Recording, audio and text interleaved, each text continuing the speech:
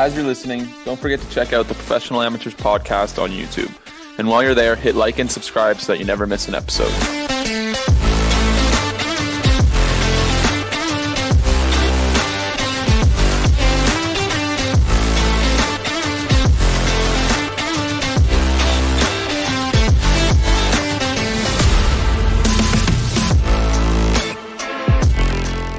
Hello everyone, welcome to episode 23 of Professional Amateurs. Today is a feature episode. This is the second episode where we're going to have guests on the show.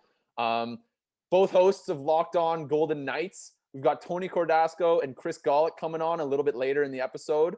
So stay tuned for that. They were absolutely awesome to have on. It's actually kind of a funny story for how we got into contact with them. Ryan, I don't know if, do you want to tell that super quick? Yeah, sure. I was just kind of following a bunch of random podcast accounts on Twitter, a bunch of the Locked On ones, because that's a frequent one that I listen to. And we just got a random follow back from them, and they saw our clip about John Gibson last week, where we had a discussion about whether or not they should bring him in, and just kind of a conversation started on Twitter from there. And through the invite, just shot the shot, and they were more than willing to come on. So it was pretty cool. And it all came together within about 24 hours. So it was kind of a whirlwind to get it all set up across 3 different time zones, spanning 4 hours. Yeah. One late arrival from work. Jack had just gotten off work. He had to hustle home. So it was kind of a mess, but it worked out really well. And through a couple of yellow lights. Earned a ticket or two, but he made the pod, so that's all. Lost the cops on a fucking tunnel. Came out the other end free. It's all good. But that'll be coming to, if you're listening, that'll be coming to your ears in probably 15 minutes, depending on how long we talk about the last week in hockey. The biggest news so far, some of the biggest news of the summer, to be completely honest. Nazem Kadri finally has a team, and it's not the New York Islanders. They did some other stuff that we'll talk about. But Nazem Kadri signs in Calgary on a 7x7. Probably a little bit, actually, you know what? It's kind of significantly less than I thought he was going to get on the open market. I don't know about you guys. I feel like you probably share the same sentiment. But just, I think that it's a really good numbers for money. The years it's going to hurt, but that's the cost of doing business for Calgary. Yeah. Ryan? Yeah, I pretty much completely agree. $7 million for Kadri really isn't bad, but you look at the 7 years, takes him to 38. I don't know. You know how the aging curve works. It kind of makes sense for Calgary to do that though, because they just signed Huberdeau, he's gonna have his 10.5 running until he's 38, I believe, because it doesn't kick in until next year, and he's 29 right now. So that's technically 9 years of control that they have on him. So he'll be 38. If they keep Uyghur around, that'll probably be term. So that'll bring him to his mid-30s. Assuming they keep Lindholm around after his current contract, which I think is up in 2 or 3 more years, he'll be into his late 30s. So Markstrom, he wasn't young when they signed him, and he's still got 4 years left. So it's kind of just one of those, throw it all at this core and deal with the crap in 2027 when it comes. And hope you're wearing a ring. That too. And how do you guys think Calgary did this offseason? It's one of the more unprecedented off seasons I've ever seen. Yeah. It's got to be the most hectic in hockey that I've ever seen one team do. Mm-hmm. I see. There's all these conversations about what team is the most improved. And I'm not sure if I would put Calgary in that conversation, but I think they had the most impressive moves, if that makes sense. Given their situation, they ran away with it for what they were expected to do, right? Right. It's they were expected to lose Gaudreau and trade Tkachuk, or lose Tkachuk to an offer sheet, or him sign the 1-year qualifying offer and then walk in a year. It was doomsday in Calgary as of July, whenever free agency started, 13th, I think. And all of a sudden, we're a month and a week into the new league year, And there's an argument that can be made that Calgary, if the pieces all fit together, will be a better team this coming season. Like, you've still got the Vezina caliber goalie. Their defense got better because Uyghur is a top 15 defenseman in the NHL. Like, he's a legit number one guy. People don't know He's about gonna it fit in because, so nice in the Sutter system. oh yeah, it's gonna be ridiculous. And people just didn't know it because of Ekblad and Florida. Like, nobody knew. Nobody, like, Florida's not the big market, so people don't know about the players. And you bring in Huberdeau, who's not the player Goudreau is, but like they were 2 and 3 in Art Ross, and most of those were built on assists. Although Goudreau scored 40 goals, but like, and then you bring in this legitimate elite second line center, like, who would be the first line center on a lot of teams in the NHL. And all of a sudden, like, these pieces are coming together. You bring back Mangiapane. You probably get some internal development from some of your prospects. Like, I know they have an old prospect pool, so they'll probably have some graduations there.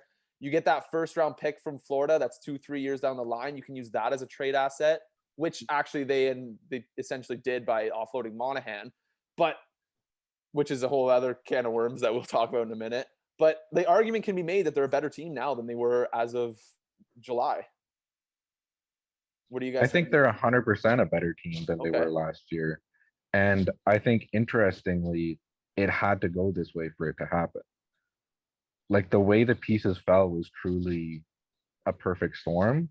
Like, if Johnny Gaudreau doesn't walk, I don't think they move Monahan to clear cap. Right.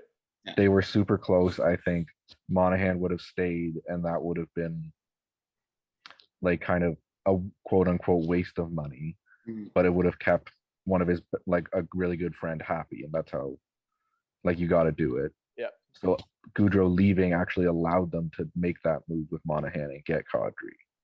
It really kind of just all lined up perfectly. Ryan, any thoughts on whether the team's better? Yeah, I think they're definitely overall better. To Jack's point, I do think that they do have a direction now. Like, beforehand, they were kind of directionless. Like, maybe Gaudreau was going to stay, but Tkachuk walks in a year. They've kind of been stuck in this limbo for a few years and almost breaking out of it last year, but now your key players walk. So it's there was kind of like a lot of confusion there about what they actually are as a team. Are they actually a contender? But now I think you can confidently say they have a window here where they're going for it, and they should be looking for playoff success. I think the argument can be made that they have the best defense core in the NHL. Like, I'm just going to run down the list here. Like, they have 6. They'll need to trade someone on D. They have too many D right now, don't they? I don't think so. Okay, so here's the names. So they've got Noah Hannafin, Rasmus Anderson, Chris Tanev, Nikita Zadorov,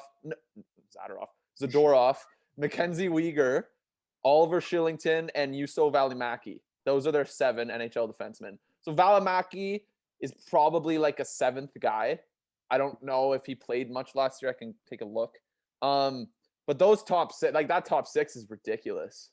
Yeah. Like, all of those guys are studs, with the exception maybe of Zadorov, but he had a really good shutdown year last year next to Eric Goodbranson. Mm-hmm. So can you imagine if they maybe put him next to like a Chris Tanev to recreate that shutdown D line, and then you put Weegar with like a Hannafin on your top D pair, which leaves Anderson and what was the other one? Shillington. Like, I don't know. Weegar Tanev would be probably the best shutdown pair in the league. And Uyghur's like an excellent puck moving defenseman as well. Yeah. Oh yeah. So like, it's going to be a really good team that's built from the back out in a Daryl Sutter system. Like, you've got a top 5 goalie, easily a top 3 defense core, I think. And I mean, the goals will come when you've got Nazem Kadri, Jonathan Huberdeau, Andrew Mangiapane, and Elias Lindholm, and Tyler Toffoli, and Mikael Backlund, and Blake Cole. Like, you've got this great top 6 as well. And so I don't know. I'm excited to see what the team looks like, because we've never seen so much turnover at the top of a team's lineup in one offseason and then sort of remain in the contender tier. Yeah. And just to talk about one of the casualties for a minute, like you mentioned, Monahan, I'd love to hear Jack's thoughts on that trade. Just kind of being a Habs fan, obviously. Right. But I personally think that it was a great move for the Habs. Why not? You pick up another first-round pick. I saw some people dunking on it. I don't really get it, but I just dunking on it for Montreal. Yeah. Oh, that's weird. Monahan only has 1 year left. Yeah, I know. And like, another thing that came down in the past week is that it looks like Carey Price is going to start the season on IR again, and so all of a sudden you can fit Monahan into that space. But yeah, Jack, what are your thoughts? Unless you had anything else to add on Calgary, it looked like you were going to say something there. Yeah, I was going to throw one last thing on Calgary. This is a team that's built for the playoffs. Oh yeah.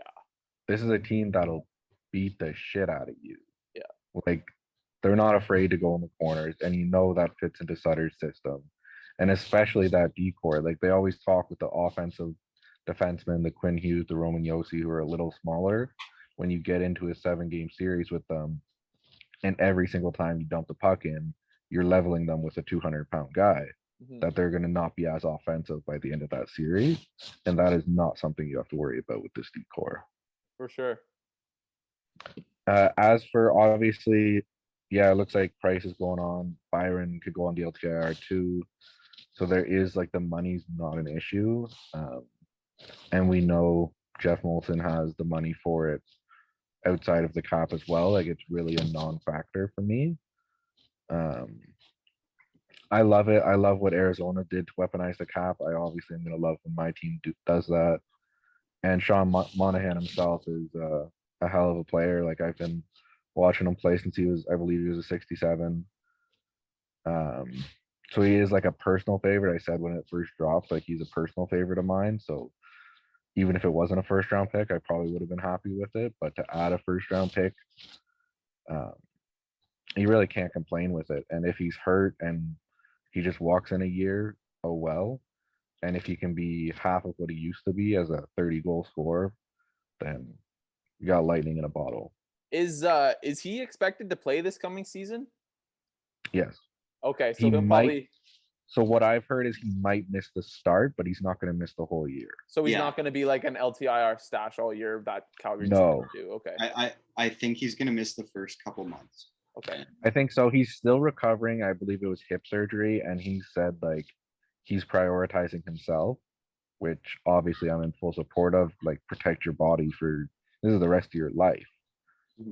Especially, I think that's probably easier on him too, because instead of being on a team where he's trying to contend, he can sit out the first 2 months and nobody cares. Like, it's fine. So Montreal basically acquired 1 year of a 27-year-old with a 30-goal track record prior to his injury troubles to come in, play 1 year in a bottom 6 role, rejuvenate his value, and then see you later. And use our rehab centers and the facilities that he'll probably I think he'll probably, when if he's healthy, go second line. And bump Doc down to the third line. And he's at like 6.725, I think. So if we eat 50% of that for a second, 6.375, so even better. So if we eat half of that at the deadline for just 1 year, 3 million. Yeah, like, that would be a hell of a rental for a team. Right. To have a 30-goal score, two-way center that you can throw in, like, that would be another big sell. So. Same with a guy like Dadonov and Byron. Like, those could be a couple big rental pieces that Montreal. Oh, I don't think anyone would touch Byron at this point. Oh no, he's like damaged goods. Okay. He's at there was talk that we would like send him to Arizona and pay them to take him. Oh, I didn't realize it got that bad. I remember him being a pest of a player.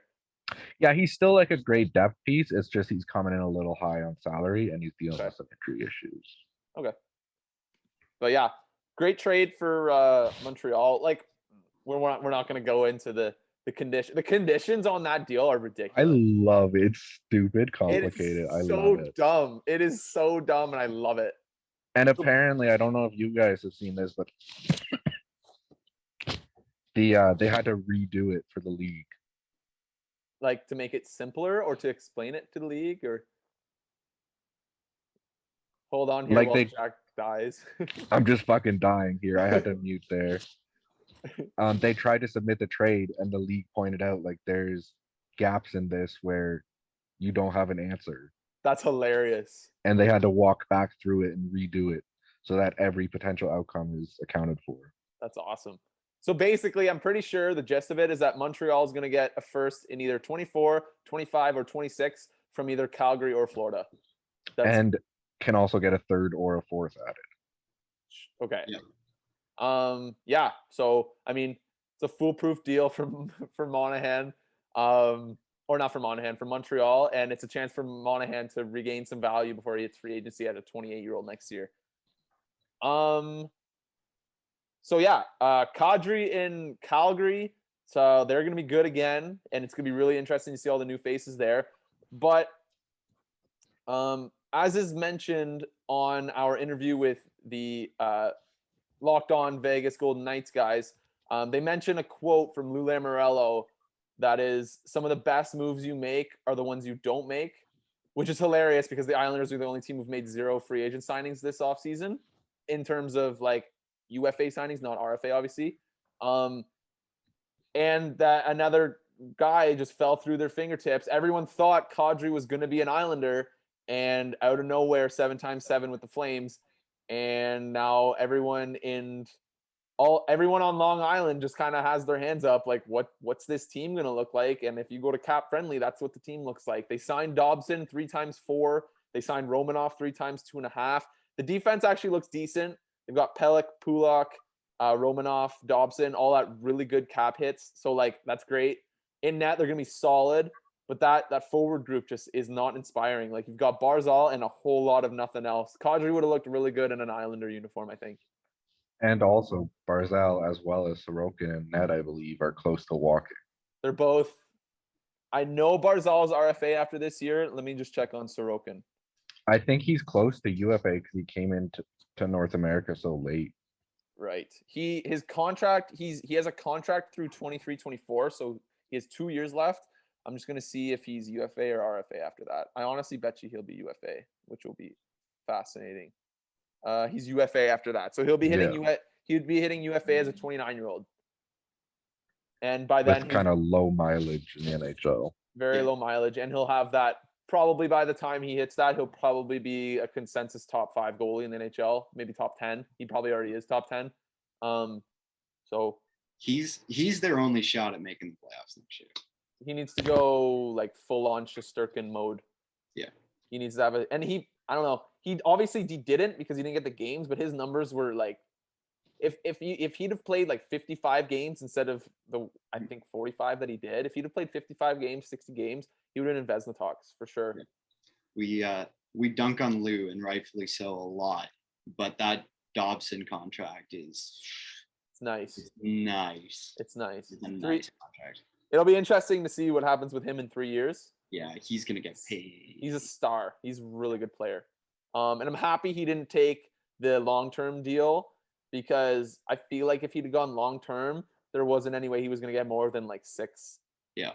Because like Pelech's at like 5.7 and Pulak's at like 5.1, something like that between the two. I might have flipped them by accident, but like a precedent has been set for the money making on that blue line. So I'm happy Dobson went short term because he's a guy that could emerge as a stud defenseman in the next few years. And it'll give him a chance to go somewhere else if the Islanders don't change quick. Yeah, exactly. I think that could be one of the biggest storylines going in the next offseason, and what happens with Matthew Barzal. Because I have a really sinking feeling that he's going to want out of there. I feel like he's as good as gone. I think so too. Yeah. It'll be interesting. I'd be more confident in him leaving than Pasternak. Then who? Pasternak. Okay. Yeah. Like, even being like a UFA, I'm still more confident Barzal needs out. I think they're both gone off their respective teams. When we yeah, for sure. When we do some season previews, we'll probably go in a little bit more in depth on teams' upcoming free agency situations. Do you guys have anything else before we I guess so yeah, the World Juniors ended. We should also shout out the passing of Ben Stelter. He passed over the weekend, or maybe a little bit before the week, like towards the end of last week. He was battling with the disease. Was it cancer? Yeah, I don't remember the exact type, but he was battling cancer, and he was the little boy who would say, "Play La Bamba, baby," after the Oilers would win. He was with the team throughout their playoff run, and it was just, I don't know. It kind of came out of nowhere. I didn't realize it was something fatal. So we send our condolences to the Stelter family. And it's something that has rocked the hockey world really hard because of how close he was with that team and how that team kind of went on a Cinderella run. And they went, and it just, so we pass our condolences to the Stelter family and the Oilers organization and all those affected by his passing. I'm not sure how to pronounce the actual name of it, but it was a type of brain cancer, and he was 6 years old. Okay. Well, rest in peace, Ben Stelter. Oh, sorry. No, he was fine. Yeah, 2 months before his 5th birthday. Okay. So with that being said, in Edmonton over the weekend, the World Juniors came to a close. Was it in Edmonton or Red Deer or both? It's same as it was when it was canceled. Yeah, I think it was all Edmonton this time. Canada took gold in one of the weirder tournaments I've ever seen. It seemed like they were never really challenged, although they went to overtime. Or didn't see. Yeah, I guess I didn't see it. But like, there was no one at the games. I don't know. Jack says that because I openly admit I watched about 5 minutes of the entire tournament. I couldn't get into it. I just didn't really care. There's so much going on with Hockey Canada. It's the middle of August. I couldn't bring myself to care about the tournament and cheer for Canada. It was a weird feeling. I know, Ryan, you watched the gold medal game, which was an electric game. Give me your thoughts on continuous 3-on-3 overtime. Yeah. Like, I don't know how this hasn't been changed sooner. The fact that World Juniors were ever decided by a shootout is a travesty. Like, seeing the best junior players just go 3-on-3 until someone wins was absolutely electric. And it's probably one of the better rule changes that they've made in the last, like, I don't even know, but like, it's ridiculously fun. Yeah. Like the last 2 minutes of that game was just, it just, you kept jumping up. There was obviously the McTavish save, and then the Johnson goal ending it was electric too. Like, the whole sequence was just crazy. For your money, this is for both of you. Is that McTavish play the best play in World Junior history since you've been alive? Like, would you put that again above the Eberle goal, the Tavares goal, like everything? Like, where do you rank? I think the Taves shootout. Like, where do you rank McTavish's gold medal saving save out of the air, and then they turn around and score the golden goal on the other end, on the other side of the rush? I think it's up there with the Eberle goal.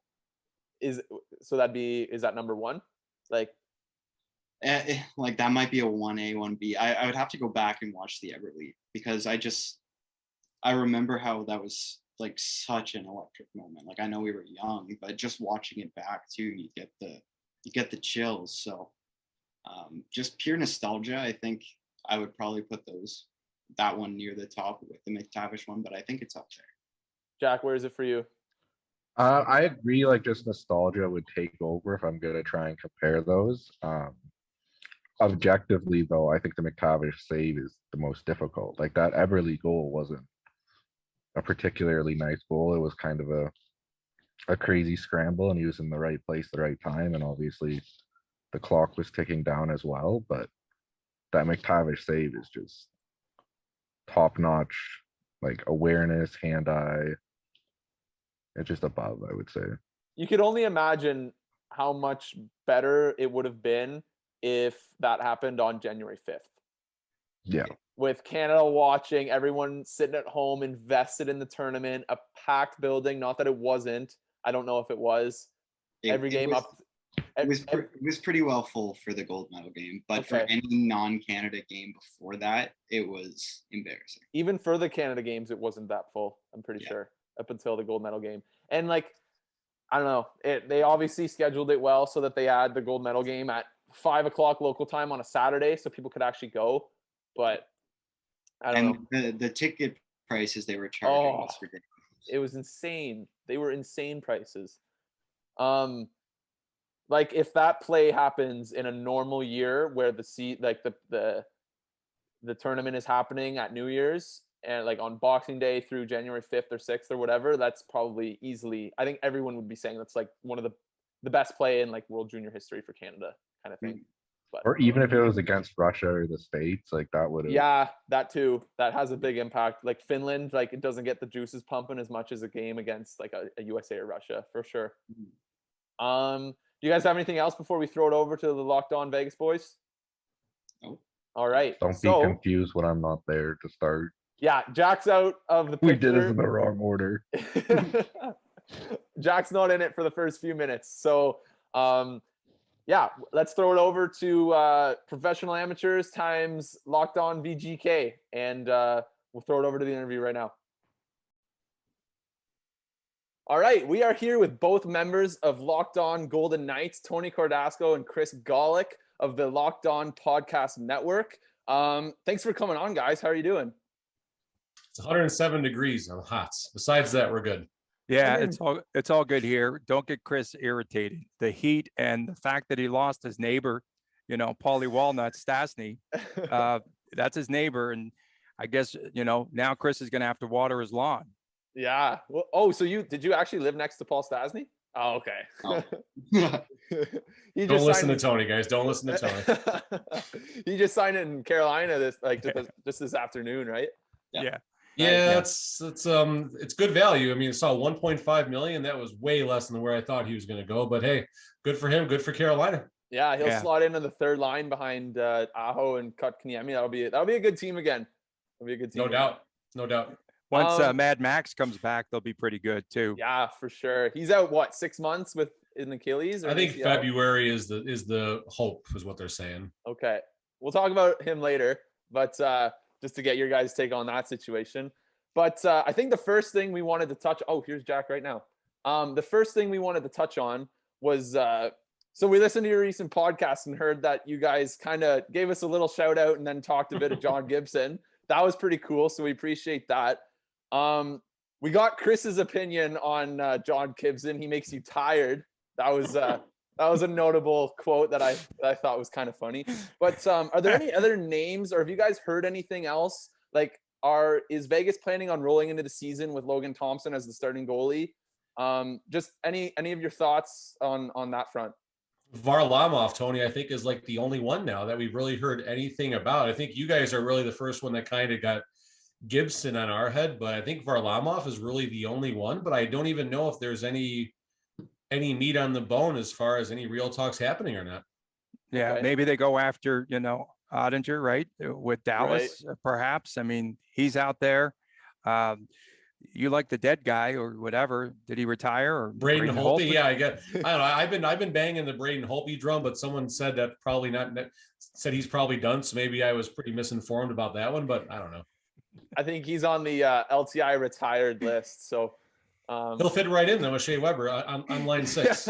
Yeah, exactly. And we can hide him on the LTIR here in Vegas. Yeah, the best of them for sure. An Ottinger offer sheet would be really interesting. It would. Yeah, that would be pretty cool. Right now, I mean, the way that it's appearing with Robin Lehner out for the season with 3 injuries, right? He had 3 injuries, the shoulder, the hip, and the knee. And I mean, he was just a mess by the end of the season. And so he's gone, right? He's out for the season. Laurent Brossoit, let's make sure we say Brossoit.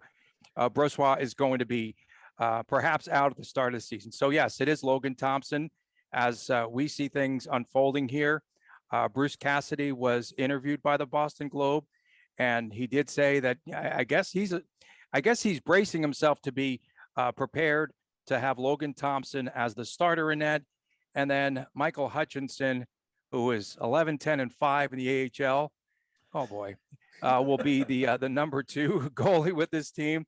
I don't think are those two goaltenders that are going to win you a Stanley Cup? No, there's a small sample size on Logan Thompson. We think he's great. He's fantastic. Chris said that he should have been traded.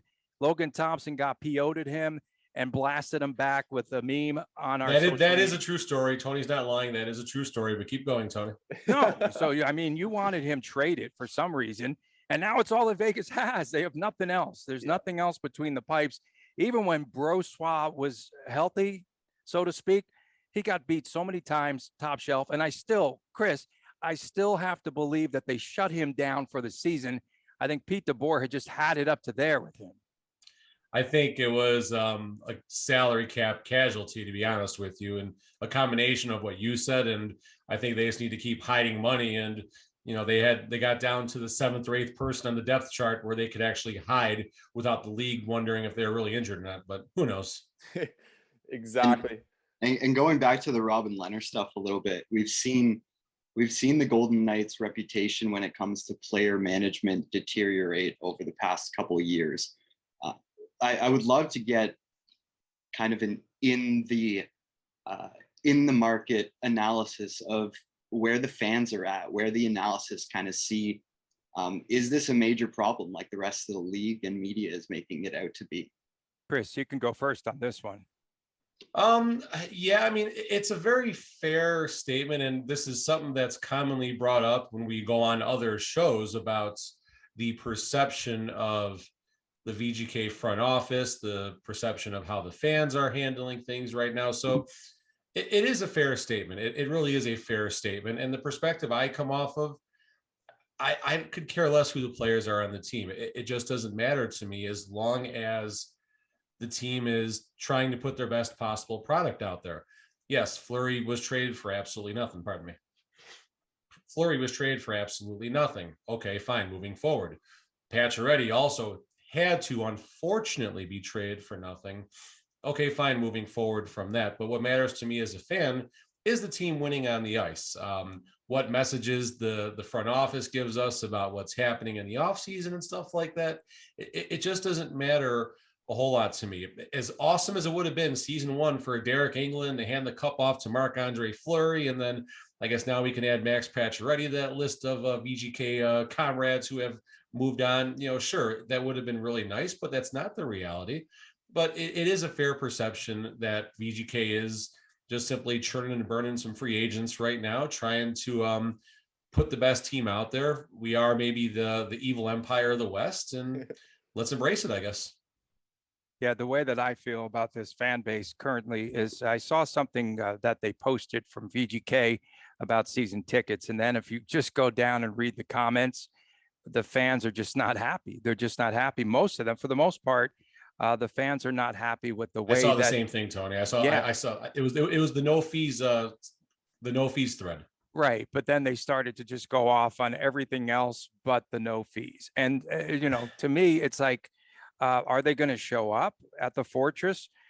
There were some empty seats, last season with the 500 plus man days or whatever games that were missed. And then right now, I don't think that there's trust with the organization. I say that because Kelly McCrimmon, the fans are not happy with him. They think that he has lied to the fan base, to the media, and repeatedly. I don't know. He's just a different cat. And I just think that the fans, and if they don't get out to a very fast start this season, I think that Chris and I are both in agreement that Kelly McCrimmon could get fired at the start of the season. And I don't see them starting fast because, again, there's a lot of variables. We don't know who takes Pacioretty's spot. With Jack Eichel, he was the only player that I saw chemistry with those two together on the ice last season. I don't know how they're going to exist without Max Pacioretty on the ice this upcoming season. Mark Stone is coming off of the back surgery. Hey, the back is really sensitive, Yeah. And maybe he gets cross-checked a couple of times, and who knows how he's going to react even. I've got a lot of question marks. And to me, right now, they are a plus 2,200, not favorite. They're not a favorite, underdog, I guess you could say, to win the Stanley Cup. And this is a first for this franchise. The fans are spoiled here, no doubt. They are very spoiled. They're used to winning. They're used to, from the jump, getting to the Stanley Cup final, again, getting back to, the Final Fours and all that with this organization. This team, though, I feel that the fan base, they're slipping a little bit. And this is a time where it's almost like do or die time for the Golden Knights. They really have to turn the tide with these fans in this city because they definitely want to support winners. They won't support teams in this market. I've seen it before in the several years that I've been here. If you're not winning here, they will forget about you fast. So it's going to be interesting. I think there's an interesting season ahead. So you think that the season ticket sales, the seeming fan loss of interest is more due to the performance on the ice rather than who's on the ice? Because I guess those go hand in hand. Like Vegas has seen a lot of fan favorites and good players walk out the door.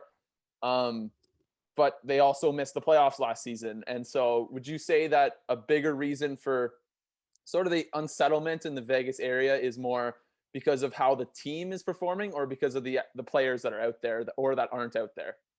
I mean, I personally thought that they should make more moves. I saw, for some reason, I think that they go hand in glove, the Vegas Golden Knights and the New York Islanders, for some reason, because Lou Lamoriello said yesterday, the last couple of days, sometimes some of the best transactions that you make are the ones that you don't make. Right. So, I mean, I think VGK is prescribed to that very same theory here, because they haven't made any moves. They haven't done anything since Jack Eichel, since they acquired Eichel, I feel, that has really gotten this fan base excited. And outside of all of those man games lost from last season, when you look at this Golden Knights team, I'll tell you, that Pete DeBoer system was so antiquated and so predictable, and just it got to the point where and the team wasn't motivated. They didn't want to play for him. He lost them in the locker room somewhere along the way. And so for this team to win, yes, they do need star power. And one of our hopes, right, Chris, is Brendan Brisson, who's down with the AHL team in Henderson, and had that meteoric rise from Michigan up to the AHL level. Chris has seen him play a lot at the AHL level. And, hopefully he makes it up with this team, with the Golden Knights this upcoming season, so that, the fans might get interested again. If that guy could be the spark, put him and Eichel on the same line and have at it. And they want to turn Eichel into a 200-foot player, which I don't know if that's even his game. They want him to play more defensively.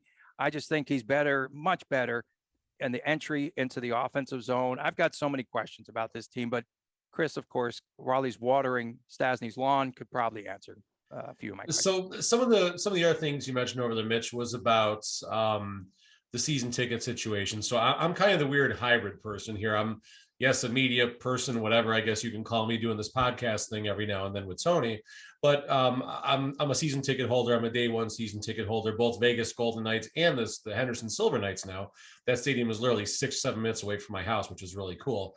But there's still, last year, I believe our average attendance was, for the NHL level, of course, was 105% of capacity. That's a weird number. I don't know how exactly they measure capacity, but T-Mobile has still officially logged a sellout in every single game of their existence. I don't know about preseasons, but definitely every regular season and obviously playoff contest has been a sellout. And partially because, the Vegas hysteria around the team, so to speak. And then you also have, it's still a great place for people to come in the middle of winter. I mean, who doesn't want to come to Vegas when it's, 15 below up in Toronto and stuff like that, or, on the East Coast and stuff like that. So that certainly will always help the attendance. And there is certainly a more of a concerning time right now. The fans, we allude to this, I think, in the last question a little bit. The fans are certainly a little bit up in arms. And is it because of the players that have left? Sure. I mean, Marc-Andre Fleury, who doesn't love the guy? I had an impromptu meeting with him. It was literally 7 or 8 days after he got the concussion, not long after he had his first start and everything in T-Mobile, and after everything that happened 1 October, of course, here in Let me Las guess, Vegas. it was over beers. It was no beers. No, it was at work. It was actually at work, but which sometimes did involve beer, but not in this particular circumstance. No, it was actually behind one of our casinos. They had the World Series of putting set up, as crazy as this sound. Whoa. And there was one group in the front that they were filming, and then all the employees got to do a test run before the actual event got filmed. Was that behind like Paris and Bally's? It was right behind Bally's there? Paris, right behind Bally's Paris. Now So I we got to go remember out that. there. That's right. I used to work. I used to run poker rooms on the Strip in Las Vegas. That's my connection to that. So I realized about halfway through that, hey, that's Marc-Andre Fleury. Later, I actually learned he was up there with William Carey. I didn't even know that part, but I knew Marc-Andre Fleury was up there. No way. I saw one of the PR guys for the team. I said, hey, is it possible I just go say hello to Fleury, at some point when they're all done? He said, yeah, I'll bring him over. Tony, it was actually Sage of all people that hooked all this up, by the way. We both know Sage, obviously. Sage Salmons, who was the former PR guy for the Vegas Golden Knights. Former? Well, that's another conversation. Yeah, no. He left. He went to, he's gone. Okay, fair enough. The corporate world. That's okay. New, just recently. New news right there. So long story short, Fleury comes over. I say hello to him. I say hi to him really fast. Say, hey, wish you well. Enjoyed watching. I hope you're feeling better. And instead of just ending the conversation there, he starts explaining how every time he works out, he's still getting headaches and stuff. He's, got to kind of do the dark room thing a little bit still. But he literally spent just 8, 10, 12 minutes talking with me. And eventually I was actually the one that cut the conversation because I felt like I was taking too much of his time. It was really bizarre. So how that all kind of comes together with your original question, it's that connection he had with every single interaction of every single fan, media member. I mean, who's going to say something bad about Marc-Andre Fleury? Even people, he's the poker player at the table you don't mind losing to. He's that nice. Yeah. Yeah. I mean, they let go. Nate Schmidt, another player, fan favorite. They don't have like a lot of these fan favorites left. They've got the Misfit line currently, which I believe, still is a staple with this organization, but also, and Ryan Reeves, a guy that, I spent 3 hours at his house one night and wrote an article, a nice feature story on him for Vegas Magazine. And the guy couldn't have been nicer and funnier. And I think the fans just liked him. He's just a normal guy who pounds people on the ice, but that's another story. But no, I mean, they lost a lot of the heart and soul, the glue guys, if you will, in the locker room. They don't have the glue guys. I asked this question at the start of last season, and I was like, who's the glue guy going to be? And guess what? I don't think they ever had a glue guy this past season. I don't feel like they did. And Mark Stone's supposed to be your captain, but he's not that kind of captain, like where he's going to bring everyone together. I just don't feel that he is the right guy, the right fit for captaincy here in Vegas. Excuse me. Do you think there is someone this year? Eichel. I am all about Eichel. I don't know. Maybe I'm drinking the Kool-Aid on Eichel, but from what I saw again, after he came back miraculously from the neck surgery, I thought this guy was head and shoulders better than any player on the ice. And I know that we hear a lot of things about Jack Eichel and not getting along with players and all that. He just really, I feel, wants to win. He has that desire to be on a playoff team. He has that desire to win the cup. And I just feel that he's going to be, if he stays healthy this season, there wasn't anyone even close to the way that he skates with this team. And then a lot of his passes, Chris and I have talked about this a ton. A lot of his passes, the players that were on the ice, except for maybe Max Pacioretty, couldn't handle his passes because they didn't know where they were coming from. They weren't prepared. Right. Because he just he'll skate around. And I just saw him. What was that one game, Chris, where he skated around? He did 2 laps behind the goalie and he's just free skating on his own. And then he finally gives out the puck. I mean, his stick handling's amazing.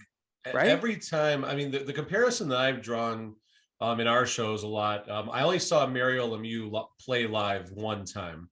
And the biggest thing I noticed about Lemieux going across the neutral zone, his feet don't leave the ice. He's just swizzling. I'm assuming you guys are skaters back there. I can see at least I think Ryan's a hockey player. I don't know about Mitch. You got the look too.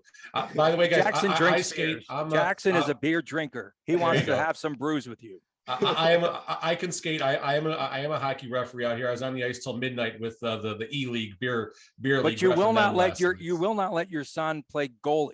No, my son's not going to play goalie. My son's not going to play goalie. Where I was ultimately, where was I going with all this?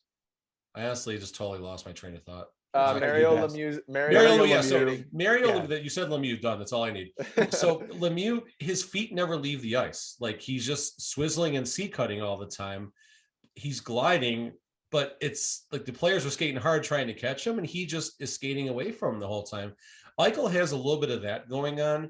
And to Tony's credit, what he just said, yes, a typical Jack Eichel play is carry the puck from the red line, cross the blue line, 1 or 2 times all the way from behind that to the blue line, make a pass. Hopefully someone gets there. And I lost count of how many times Eichel is able to create that type of space out there. And it's very interesting. But to, again, what Tony said, we need a finisher or finishers, they don't got to be great. They just got to be people that can take a pass and convert a one-timer, because he's going to find you. Who do you guys think Eichel's going to play with going in this season? Now that Pacioretty's out of town. Well, they've been talking. Well, again, Stone, if he comes back, although Stone doesn't seem like he's fast enough, right, to play with Eichel. Perhaps Brendan Brisson, if he makes the team, and they put him up, he's got just great skills, and I think that he could play to that higher level with Eichel. There's a lot of talk about Jonathan Marchessault as well on that top line, or I think Chris's favorite might be moving Nick Waugh to the top line. Is that what you said, right, Chris? I like Nick Waugh because Nick Waugh does have good hands around the net. I mean, you actually hit my line one perfectly, Tony, in one of our shows a couple of weeks ago. I like Marchessault and Nick Waugh up there. I do listen to what you say. I listen to good. I think that's a real good combination, and then you can keep Stone on the second line along with Stevenson, who had fantastic metrics when it was the line of Stevenson, Pacioretty, and Stone last year. And then maybe someone like Riley Smith can complement that line as well. And that's a good top six right there, folks. I know VGK's had a lot of turnover and stuff like that, but that's a pretty good top six still. For sure. So we don't have too much time left, and we don't want to take too much of your guys' time.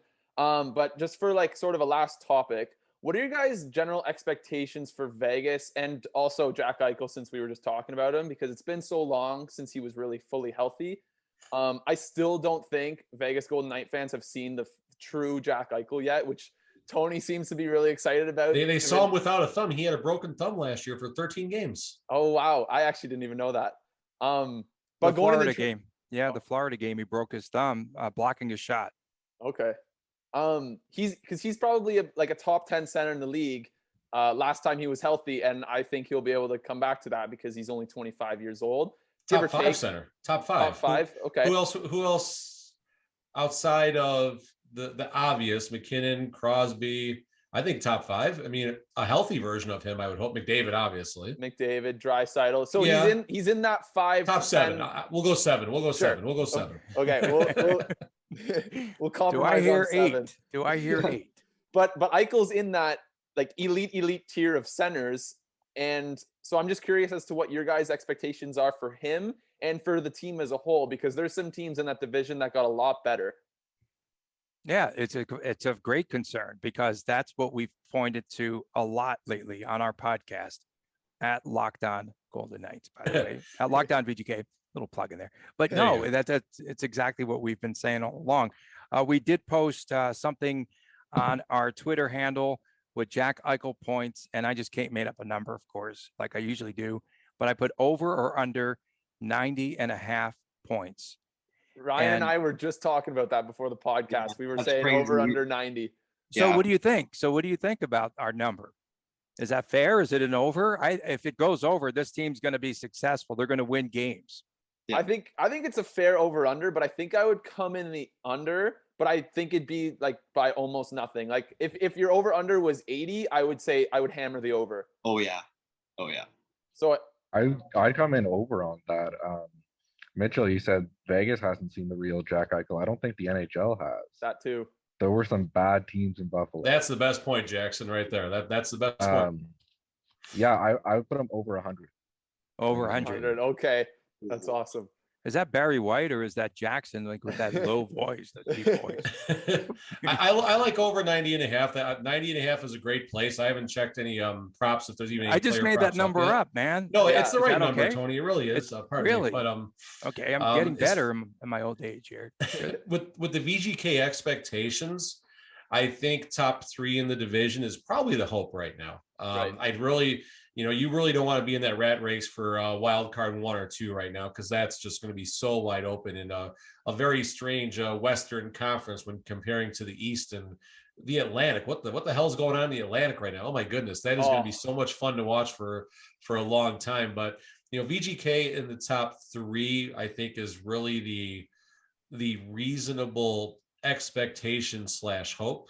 And it's going to take a lot of things coming together. It starts the net with Logan Thompson, assuming he's the man. And I really believe in Logan can have that season. What was your over under? What was your over under on Logan again?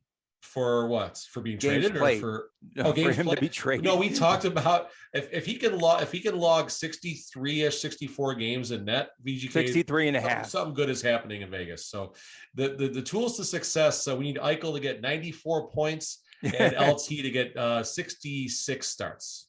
Jeez.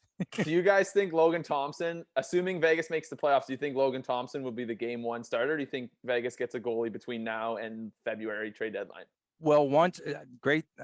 Funny you should ask that question. After they acquired John Gibson, I mean, they're going to win the cup. Chris, this is you, man. I don't like no on John Gibson. No, I mean, I do think Logan Thompson is going to be the man. I think honestly, I think VGK is getting ready to do something else right now. The fact that they let Stasny just right through their fingers for $1.5 million, who maybe even taken less to come to Vegas just because he's here. The situation with Nick Hague, his RFA status not being signed yet. Sign and trade. I predict a sign and trade in the works for Nick Hague. As crazy as that sounds, I think a sign and trade's in the works, and I think a big VGK splash is actually coming. And do you think that, again, is this going to be a scorer or will this be a goaltender? I think that they really, if they're going to win the cup, they need a goaltender back. It's going to be a scorer, Tony. They're going to gamble. We're gambling on Logan Thompson. We're gambling. And Michael Hutchinson. Oh, my goodness. Michael Hutchinson. Are you kidding me?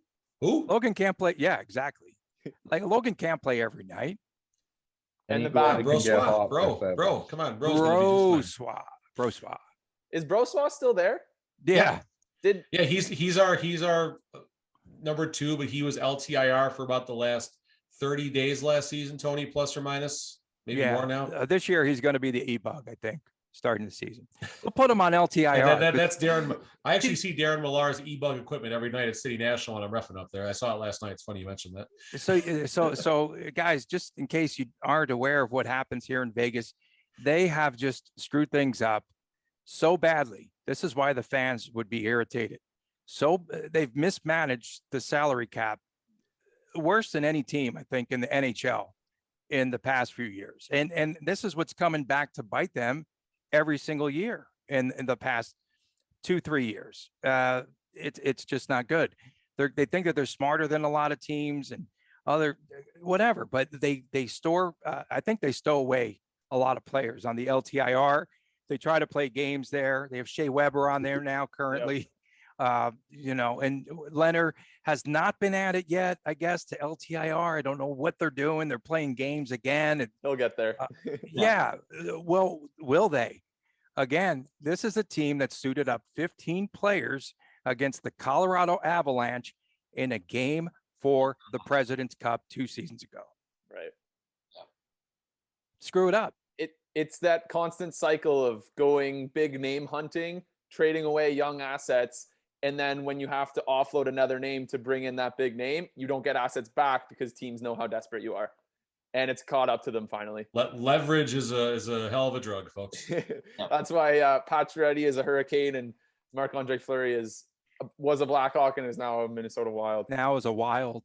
Yeah, it is a Wild. I was trying to think of a better way to say that. This is I'm wearing my Wild Fleury jersey right now. Oh, nice. No. You got to model it? Oh, I didn't know where you were going with that. Hey, did you guys get your Bruce Cassidy statues yet? That's all the rage. Those the golden statue. Oh yeah. Yeah. Goofy, man. Would you much rather have a bobblehead or a freaking statue? Are they giving those away at a game? In the preseason. Oh wow, that's a bit of a weird one. Yeah. So far, like, let's see. So who do they have? The Riley Smith one looks awful. It looks like he just drank a gallon of milk. He just drank some milk. He's got like a milk mustache rather than a regular mustache. Okay. The Cassidy one is not very good. The one for Jack Eichel is horrible. And who else they have? England and Marchessault are okay. We have those. Wait. Well, bobbleheads, not bust. Bobbleheads. Yeah. I was going to say, have they done this ever before? This is going to be a bust. Well, the Fleury golden. It will be a bust. Say that, but yeah. The busts are going to be a bust. They are going to be a bust. I think even Bruce Cassidy, when they had that interview in the Globe, it was like, I don't know what they were doing, whatever, but I hope it looks like me. I don't think it looks like anyone. That's too funny. So we don't have too much time left. I know Chris has to head out. So unless Jack or Ryan, do you guys have anything else to ask Chris and Tony? No, I just want to thank you so much for your time. I really appreciate it. It was really cool actually getting an established podcast to get some interactions with us. They think we're established, Tony. We fooled them. Yeah. He's established. Look at his room. I mean, I'm a minimalist here. I've got nothing. We have 29 followers, so anything more than that is established to us. So we really, really appreciate it. You guys are awesome. Fleury, 29. Yeah, there you go. Thank you so much for having me. Invite us anytime, guys. Would love to catch up back during the season and stuff. And can shoot the breeze. Awesome. Do you guys each want to take a minute to tell the listeners where they can listen to your voices elsewhere? This is all you, Tony. You got the voice for this part. Okay, you can tune in to us wherever you get your podcast on at Lockdown VGK. Of course, that's our Twitter handle, and Lockdown VGK wherever you get your podcast. It's free and available wherever you are in the universe. Okay, and then we also have our new YouTube channel, which of course Chris has pioneered for us because I can't do anything. I can't even boil water. But so in any event, our new YouTube channel is Lockdown VGK, and that's doing pretty well. Please subscribe to that. I am at Tony Dasco on Twitter. He is at TD Chris G, and we appreciate you guys having us today. Amazing. Thanks so much, guys. All right, boys. Cheers. Have a good one. Thank you. Cheers. Thank you. Thank you.